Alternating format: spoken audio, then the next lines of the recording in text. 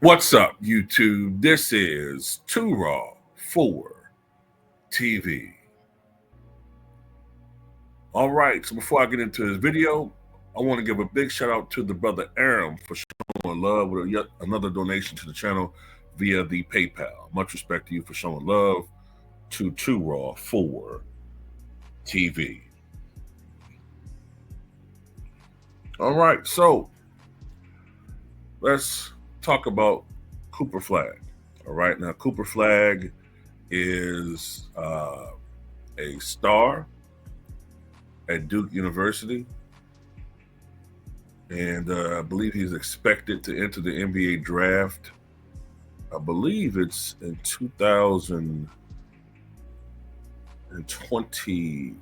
Is it 2026 when he's expected to enter the NBA draft?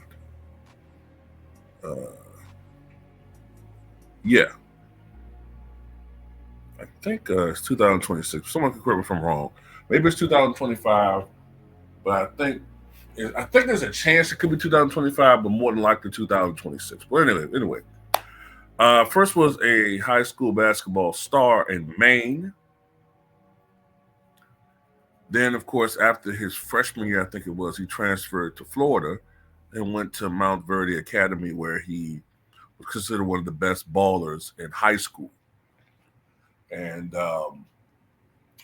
he gets a lot of hype, obviously. One of the things that is known about him is he's one of the first young basketball players, amateur basketball players, who is expected to make bank on the new NIL deals that these young players now, these young guys are making finally. And these guys deserve it, in my opinion, because it makes no motherfucking sense how these guys are so uber talented and universities, are making bank off these guys, but they don't get a penny. Never made any sense to me. But anyway, he's getting these inevitable Larry Bird comparisons. Now, a lot of it has to do with the fact that largely since Larry Bird, let's be honest here, since Larry Bird, there have not really been great white American basketball players. The ones who you can think of that have come into the league and dominated or been great have not been American born. Jokic is not from America. Okay.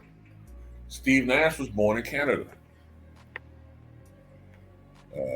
Luka Doncic is not from America. And some of the guys that they tried to tout in the past as the next Larry Bird have never panned out. Whether you're talking about Keith Van Horn. I mean, I'm not saying they weren't great, or excuse me, I'm not saying they weren't good, but they just weren't Larry Bird. They weren't once in a generation talent. They weren't these generational talents. Whether you're talking about Keith Van Horn, Tom Gugliotta, different players. Look, is the Larry Bird comparisons fair when it comes to Cooper Flagg, and is he overrated? Well, let me say this. Number one, I don't think it's fair to put that type of pressure on Cooper Flagg. This is another example of media-created hype and hysteria, okay? They put these pressures oftentimes on these players. Cooper Flagg has not come out one time that I've seen and said that he's going to be the next Larry Bird. The media does that. The Fourth Estate does that, okay? They put this undue pressure on this guy, and then if he fails to be what they say that he's going to be, by their proclamation, they don't come out and say then, oh well, that's our bad. No, they'll say he's failed to do something. How? He never said he was going to be Larry Bird.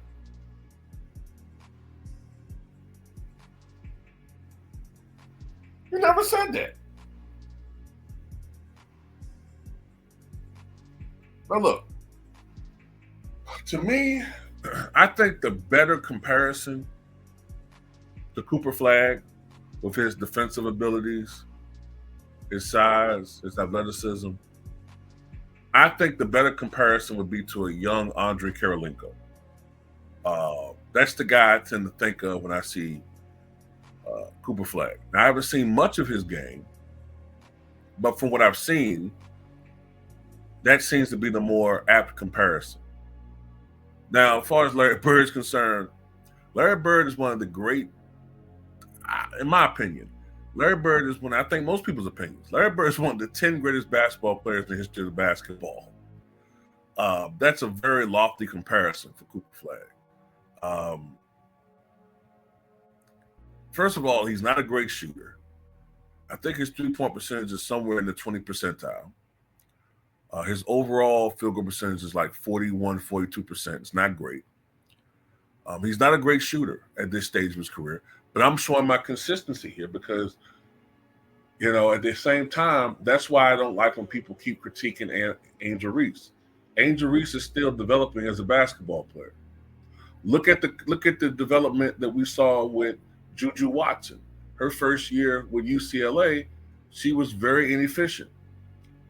All of a sudden now, when you look at her second year, her sophomore year, you see the efficiency has gotten better. The shot selection has gotten better. The shot looks better. I mean, she's already a great scorer, but she's even better. That's scary. I mean, people. I'm not trying to get into too much of the Caitlin Clark thing, but Juju Watson is scary. That's the chick people need to watch out for. That's the chick that might be the next Michael Jordan in the WNBA. But anyway, and I know I'm guilty of what I just accused the media of doing. I'm just calling her Michael Jordan, but Juju Watson's that goddamn good, right? But anyway, going back to Cooper Flagg, I don't see him as a type of guy. He doesn't strike me as a type of player like Larry Bird, Michael, Magic, Kareem, Bill Russell, or even a guy that can just be a tremendous, impactful player. Akeem, David Robinson, Will Chamberlain.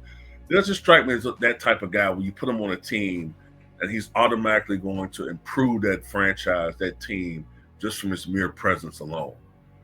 He strikes me more as a Cooper Flagg, at least. He strikes me more as a very, very good, at best, second banana guy that you team up with a great offensive player for more balance on the court to shore up some defensive deficiencies. And I'm pretty sure as his career progresses, he's going to develop a decent outside shot. Will he be knocked down? I don't know. He's not one now, but that could happen. Absolutely. But that's how he strikes me. You know what I'm saying? He strikes me as a guy that has a lot of upside, a lot of potential. But as one of these superstars, is he LeBron? Is he KD? I don't see that. Like I said, I could be wrong, but I don't see that. And like I said before, we already know why they compare him to Larry Bird, because he's white. I mean, that's just facts. That's just the facts, man. You know what I'm saying? What else do I want to say here? Was on the point. One other point I wanted to get to before I end this video with Cooper Flagg. Oh yeah, I don't think it's a coincidence, considering that Cooper Flagg's not a great shooter, right? At this stage, at least. I don't think it's just a coincidence that he is on the horizon as being the next big thing that they're going to promote, and seeing his shooting deficiencies, and all of a sudden now in the media talking about, oh well, maybe we need to dial back the 3-point revolution. Maybe there's a flaw. Maybe we don't need to focus so much on shooting. Right. Just as Cooper Flagg comes in, and now you're going to talk about. Look for this. Look for all of a sudden now. You see the media, the mainstream guys get their cues from the NBA office to start talking more about the lost art of defense. Watch all of a sudden now you hear them, and that's not a slight on Cooper Flagg. That's a slight on the media and the NBA hierarchy. Watch how all of a sudden now they talk about the lost art of defense, and we need to bring defense back, and Cooper Flagg can right the ship and bring back a loss. I'm telling you, man, it's all bullshit when it comes to them, right? The narratives is bullshit. But anyway, yeah, that's pretty much how I look at it, man. I think Cooper Flagg, what I'm saying, if you want to say he's overrated, the media is doing that. I think Cooper Flagg can be a really, really good basketball player. But generational talent, I'm not so sure about that. But I'll tell you one thing, the Brooklyn Nets definitely have their eye on this guy. Absolutely. Like I said before, I think he's going to commit for the 2026 draft, but I've seen that he possibly could go after this year.